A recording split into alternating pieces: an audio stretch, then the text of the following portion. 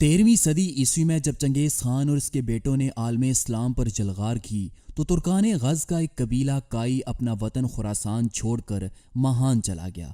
ماہان موجودہ روس میں ترکستان کے مشہور شہر مرو کے قریب ایک گاؤں تھا۔ جب منگولوں نے اس جگہ حملہ کیا تو اس قبیلے کے سربراہ سلیمان شاہ نے 597 ہجری بمطابق 1200 عیسوی میں اناطولیہ کا رخ کیا۔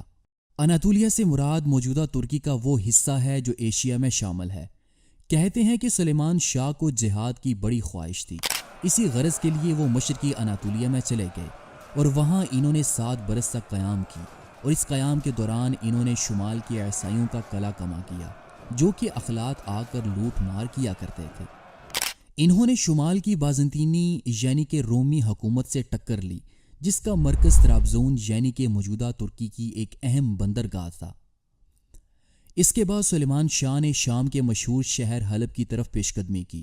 اس پر کچھ مورخین لکھتے ہیں کہ سلیمان شاہ حلب کی جانب اس لیے گئے تھے کیونکہ ایک تو ایران میں منگولوں کی واپسی شروع ہو گئی تھی، دوسری یہ کہ سلیمان شاہ آخری صلیبی جنگ میں شرکت کے لیے بیت المقدس جا رہے تھے۔ جب سلیمان شاہ کا قافلہ حلب کے قریب دریائے فرات پر پہنچا تو سلیمان شاہ دریا پار کرتے ہوئے پانی میں ڈوب کر جاں بحق ہو گئے۔ سلیمان شاہ کی وفات کے بعد ان کا بیٹا ارطغرل غازی اپنے بھائی سنگر تکن کے ساتھ کائی قبیلے کے 340 گھرانوں کے ساتھ اناطولیہ کی جانب روانہ ہوا۔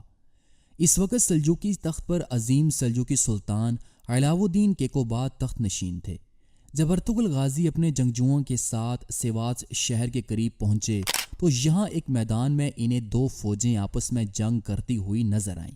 ان میں سے ایک حریف طاقتور تھا جبکہ دوسرا کمزور۔ ارطغرل غازی نے کمزور حریف کی مدد کرنے کا فیصلہ کر لیا۔ یہ بھی ممکن ہے کہ انہوں نے فوجوں کے پرچموں اور سپاہیوں کی وضع قطع اور لباس سے بھی ان کی قومیت اور مذہب کا اندازہ لگا لیا ہو۔ بہرحال ارطغرل غازی کے پاس اس وقت صرف 444 سوار تھے، لیکن وہ اس مختصر سی فوج کو لے کر اس طاقتور فوج پر بجلی کی طرح ٹوٹ پڑے جو ایک کمزور فوج کے سپاہیوں کو مار رہی تھی۔ یہ حملہ اس قدر اچانک تھا کہ اس بڑی فوج کے افسروں اور سپاہیوں کو یہی گمان گزرا کہ حریف کو کہیں سے تازہ دم سپاہیوں کی بڑی کمک حاصل ہو گئی ہے۔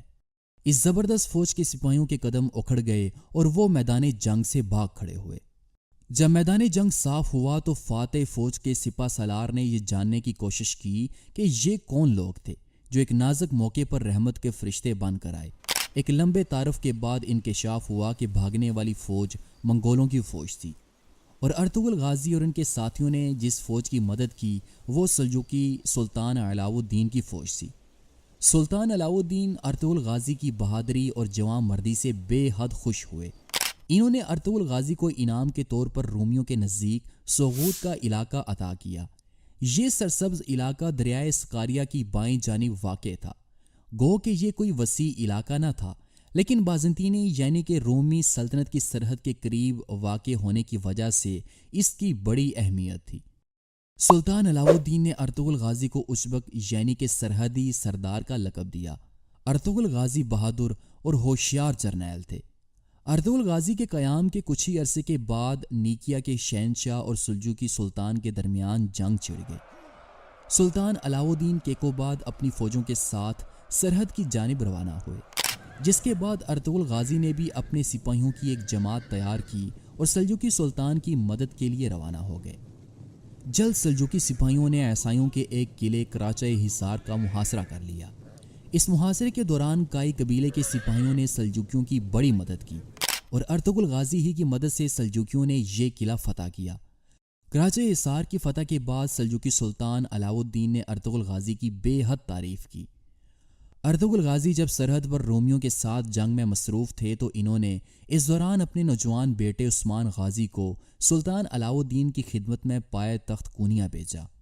ارطغرل غازی جو کہ انتہائی بہادر، باصلاحیت اور نیک شخص تھے، انہوں نے کراچہ حصار کی فتح کے بعد بیلیجی قلعے کے ٹیکفور کو سلجوقی ریاست کو ٹیکس دینے کا مطالبہ کیا، لیکن اس کے تھوڑے ہی عرصے کے بعد یعنی کہ 1281 عیسوی میں کائی قبیلے کے سردار ارطغرل غازی کا انتقال ہو گیا۔ ارطغرل غازی کے انتقال کے بعد لوگوں نے سوغوت شہر میں ارطغرل غازی کی اولاد میں سے عثمان غازی کو کائی قبیلے کا نیا سردار منتخب کر لیا۔ کیونکہ وہ ارطغرل غازی کے بعد عثمان غازی کو ہی قائی سردار کے طور پر دیکھنا چاہتے تھے۔ عثمان غازی کو اپنے والد کی جانب سے سلجوکیوں کا دیا ہوا ایک سرحدی عہدہ ملا جو کہ اس وقت چاروں اطراف سے دشمنوں سے گھرا ہوا تھا۔ عثمان غازی اپنے والد کی طرح نہایت بہادر اور طاقتور ترین سردار تھے، اور اس کے ساتھ ساتھ وہ جنگی حکمت عملی سے بخوبی واقف تھے۔ وہ انتہائی ثابت قدم اور صابر انسان تھے۔ عثمان غازی نے اپنی زندگی اسلام کے لیے صرف کر دی۔ وہ ایک ایسی ریاست قائم کرنا چاہتے تھے جہاں پر اسلام کا بول بالا ہو اور ایک عالمی نظام قائم ہو جس کے جھنڈے کے نیچے عالم اسلام کے مسلمان امن کے ساتھ رہ سکیں، اور اس خواب کی تکمیل کے لیے انہوں نے کوئی موقع ہاتھ سے نہ جانے دیا۔ عثمان غازی نے جب قائی قبیلے کی سرداری کو سنبھالا تو ان کی خواہش تھی کہ وہ اپنے ہمسائے یعنی کہ پڑوسی رومن جاگیرداروں کے خلاف فتوحات کو بڑھائیں، لیکن عثمان غازی نے اپنا ارادہ ظاہر نہ کیا، اور یعنی شہر اور لیف کے قلعے کے رومن ٹیکفروں اور کمانڈروں کے ساتھ انہوں نے دوستانہ تعلقات قائم رکھے۔ لیکن اس دوران اناگول کے ٹیکفر آیا نکولا نے سمجھ لیا کہ عثمان غازی در حقیقت تو دوستی کا ہاتھ بڑھائے ہوئے ہیں، لیکن اصل میں وہ اپنی فوجوں کو جمع کر رہے ہیں تاکہ وہ رومی زمینوں کو فتح کر سکیں۔ اس لیے عثمان غازی کو روکنے کے لیے اور سلطنت عثمانیہ کی طاقت کو توڑنے کے لیے اس نے عثمان بے کے کئی وفادار اور حامی ترک قبائل پر حملہ کر کے ترکوں کو شہید کر دیا۔ رومی گورنروں کی جانب سے مسلسل حملوں سے تنگ آ کر عثمان غازی نے اناگول کے گورنر آیا نکولا کے خلاف حملے کی منصوبہ بندی کی، اور وہ اناگول کو فتح کرنے کی تیاری کرنے لگے۔ اس مقصد کے لیے انہوں نے اپنے والد ارطغرل غازی کے دوستوں اکچا کوچا، ترگت الب، کونور الب اور عبد الرحمن غازی سے مشاورت کے بعد جنگی تیاری شروع کی، اور جلد وہ اپنی فوجوں کے ساتھ رومی سرحد میں داخل ہوئے۔ یہاں ان کا سامنا آیا نکولا کے زیر کنٹرول رومی فوجوں کے گھات میں ہوا، جہاں ایک بڑی وادی کے دونوں اطراف سے درختوں میں چھپے رومی سپاہیوں نے اچانک عثمان غازی پر حملہ کر دیا اور ایک سخت جنگ شروع ہوئی۔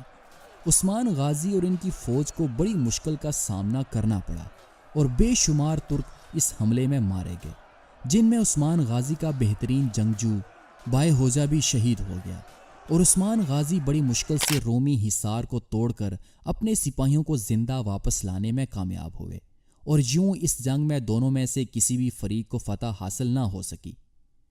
اس ابتدائی شکست کے بعد جب عثمان غازی واپس سوغوت شہر میں آئے تو وہ بے حد اداس تھے۔ وہ اپنے خیمے میں گئے اور خود کو خیمے میں بند کر لیا۔ انہوں نے نماز ادا کی اور اللہ سے مدد مانگی اور خوب گڑ گڑا کر روئے، جس کے بعد عثمان غازی کو نیند آ گئی اور وہ وہیں سو گئے۔ جب عثمان غازی رات کو سوئے تو انہوں نے ایک بڑا ہی خوبصورت خواب دیکھا۔ انہوں نے خواب میں دیکھا کہ ان کے شیخ ایدابالی کے سینے سے ایک چاند نکلتا ہے جو کہ ان کے سینے میں داخل ہو جاتا ہے۔ پھر وہ دیکھتے ہیں کہ ان کے یعنی کہ عثمان غازی کے سینے سے ایک تناور درخت نکلتا ہے۔ یہ درخت بڑا ہو کر ایک سایہ دار درخت بنتا ہے اور ایک دنیا پر چھا جاتا ہے۔ عثمان غازی صبح کو بیدار ہوئے تو وہ اپنے شیخ کے پاس گئے اور انہیں اپنا خواب بتایا۔ شیخ ایدابالی نے کہا کہ میرے بیٹے، اللہ تعالیٰ تمہیں اور تمہاری اولاد کو سلطنت نصیب کرے گا، اور میری بیٹی تمہاری شریک حیات ہوگی۔ اس کے بعد عثمان غازی کا نکاح انہوں نے اپنی بیٹی کے ساتھ کر دیا۔ کہتے ہیں کہ اس خواب کی تعبیر کے بعد عثمان غازی نے اپنی تلوار کو، جس سے انہوں نے بے شمار جنگیں جیتی تھیں، کو مضبوطی کے ساتھ اپنے سینے کے ساتھ لگایا۔ یوں عثمان غازی کی ہمت اور خود اعتمادی لوٹ آئی، جس کے بعد عثمان غازی نے کراچائی حصار قلعے پر قبضہ کرنے کے لیے ایک منصوبہ بنایا۔ کراچائی حصار دراصل اناگول کی فتح میں بنیادی رکاوٹ تھا، اور عثمان غازی کو پہلے اس پر حملہ کر کے اسے ختم کرنا تھا۔ یہ قلعہ اناگول شہر سے تقریباً 5 کلومیٹر مشرق میں واقع تھا، اور اسے اناگول شہر کی حفاظت کے لیے بنایا گیا تھا۔ اگر اس قلعے پر قبضہ کر لیا جاتا تو اناگول شہر کو فتح کرنا نہایت آسان ہو جاتا۔ چنانچہ کراچائی حصار کی فتح کے لیے عثمان غازی نے اپنے چند ایک جانثار سپاہیوں کو رومی فوجیوں کے بھیس میں قلعے میں داخل کیا۔ عثمان غازی کے ان جانثار سپاہیوں نے رات ہونے پر شہر کے دروازے کھول دیے۔ اس دوران عثمان غازی، جو کہ شہر سے باہر گھات لگائے ہوئے بیٹھے تھے، وہ اپنے 450 جنگجوؤں کے ساتھ تیزی سے شہر میں داخل ہوئے، اور انہوں نے شہر میں موجود تمام عیسائی سپاہیوں کو موت کے گھاٹ اتار دیا۔ جس کے بعد عثمان غازی نے اس قلعے پر قبضہ کر لیا اور اس کی دیواروں کو گرا دیا، جس کے بعد اناگول شہر غیر محفوظ ہو گیا کیونکہ اس کی اپنی دفاعی چوکی یعنی کہ کراچے حصار تباہ ہو چکا تھا۔ یہ عثمان غازی کی پہلی فتح تھی۔ کراچے حصار کے تباہ ہونے کے بعد اناگول کے ٹیکفور آیا نکولا نے کلوچے حصار کے گورنر کو ایک خط لکھا کہ ہمیں مل کر عثمان کو ختم کرنا ہوگا، نہیں تو عثمان ہمارے علاقے چھین لے گا۔ آیا نکولا نے مثال دیتے ہوئے کہا کہ اگر ہم نے اس وقت عثمان کو ختم نہ کیا تو بعد میں گرے ہوئے دودھ پر رونے کا کوئی فائدہ نہیں۔ اور یوں آیا نکولا اور کراچے حصار کا گورنر عثمان غازی کے خلاف متحد ہو گئے۔ دونوں نے اپنی فوجوں کو جمع کیا اور متحد ہو کر انہوں نے عثمان غازی کو ختم کرنے کے لیے سغوت کی جانب پیش قدمی شروع کر دی۔